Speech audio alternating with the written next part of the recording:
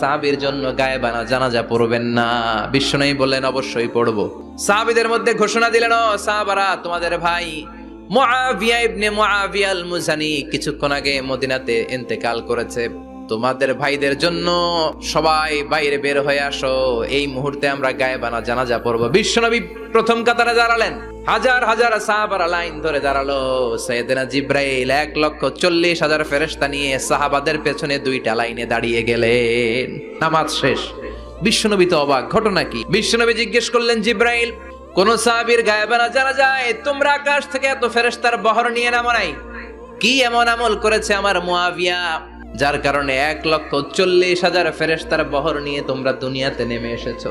সাইয়েদনা জিব্রাইল বললেন, নবী, তেমন কোনো বড় আমল নয়, ছোট্ট একটা আমল। আপনার এই প্রিয় সাহাবী হাঁটতে বসতে চলতে ফিরিতে সব সময় পড়তো কুল হুয়াল্লাহ